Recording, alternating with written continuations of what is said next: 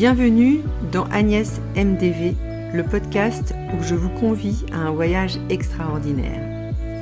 À 57 ans, j'ai pris les rênes de ma vie, définissant mes objectifs en accord avec mes valeurs et en y apportant une profonde signification. Dans cet espace, je partage les stratégies et les expériences qui ont contribué à ma réussite. Joignez-vous à moi dans cette aventure et, ensemble, réalisons nos rêves. Je suis Agnès MDV et c'est avec plaisir que je vous présente mon podcast. Bonjour les amis et bienvenue dans ce nouvel épisode d'Agnès MDV, le podcast. Aujourd'hui, nous allons explorer une question essentielle. Comment le spirituel et le matériel peuvent-ils s'harmoniser pour vraiment servir l'être humain ? On a parfois l'impression qu'ils sont opposés.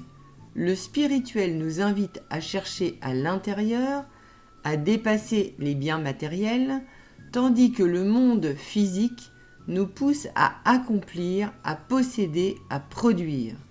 Et pourtant, je crois profondément que ces deux dimensions peuvent se compléter pour nous offrir un équilibre. Je vous invite à découvrir comment. Première partie, comprendre la complémentarité entre le spirituel et le matériel. Nous vivons dans un monde où ces deux dimensions sont souvent opposées. Le spirituel, c'est la quête de sens, de connexion à quelque chose de plus grand que soi. Cela peut être la foi, la méditation ou simplement un moment de réflexion profonde. Le matériel, c'est tout ce qui concerne notre réalité physique, le travail, les biens, l'argent, nos responsabilités quotidiennes, etc. Mais ces deux dimensions ne sont pas incompatibles. En fait, elles ont besoin l'une de l'autre.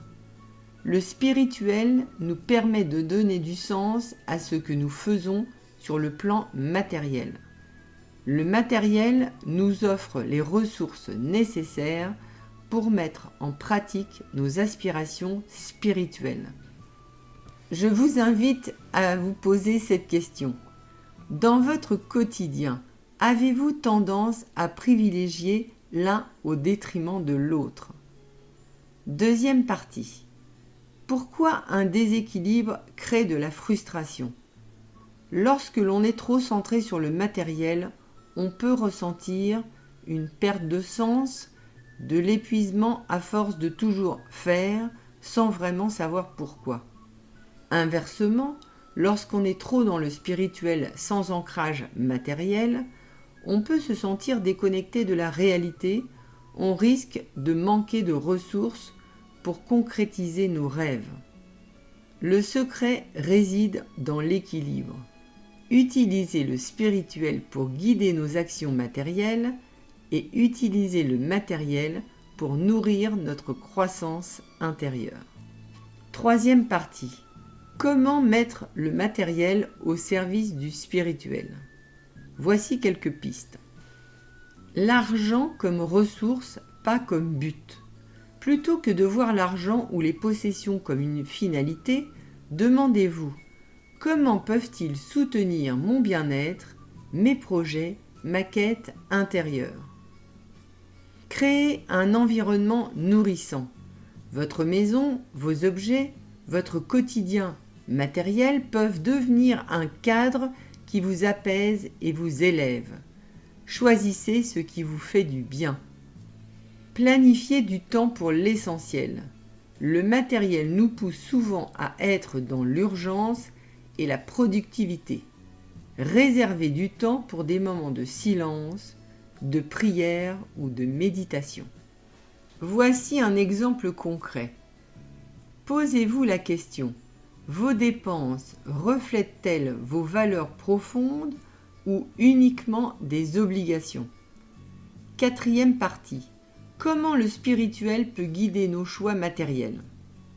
Notre spiritualité peut devenir une boussole pour orienter nos décisions. Dans le travail, est-ce que ce que je fais a du sens pour moi ? Dans les relations, Est-ce que je choisis des relations qui nourrissent mon être profond? Dans la gestion de mon temps, est-ce que je privilégie uniquement la productivité ou est-ce que je prends aussi du temps pour moi? En intégrant le spirituel dans nos choix matériels, nous devenons plus alignés et chaque action trouve un sens au-delà du simple fait d'accomplir. 5e partie, trouver son propre équilibre. Il n'y a pas de formule magique, mais voici quelques questions que vous pouvez vous poser pour trouver votre propre équilibre. Qu'est-ce qui, dans ma vie matérielle, nourrit mon bien-être spirituel? Quelle activité ou possession me déconnecte de moi-même et pourrait être allégée?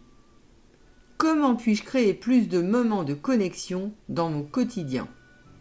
En conclusion, le spirituel et le matériel ne sont pas ennemis, ils sont deux faces d'une même pièce. En les réconciliant, nous pouvons vivre une vie plus alignée où ce que nous possédons et ce que nous faisons servent réellement notre bien-être intérieur. Prenez un moment aujourd'hui pour vous demander qu'est-ce qui, dans ma vie matérielle, pourrait être mis davantage au service de ce qui me fait du bien au plus profond de moi. Merci de m'avoir écouté, prenez soin de vous et à jeudi prochain. J'espère de tout cœur que vous avez ressenti la magie de mon podcast. Si tel est le cas, je vous invite à vous abonner pour découvrir d'autres stratégies que j'ai mises en place pour me construire une vie qui m'inspire. Un petit geste qui me ferait briller ma journée, laissez-moi 5 étoiles. Si votre cœur vous guide à explorer davantage, n'hésitez pas à me contacter par mail à l'adresse agnesmdv@gmail.com. Je serai ravie de vous envoyer la liste des questions qui vous aideront à découvrir vos propres valeurs, la clé pour vous créer une vie extraordinaire. Rendez-vous jeudi prochain pour un nouvel épisode, car ensemble nous allons réussir. Merci de faire partie de cette aventure. À bientôt!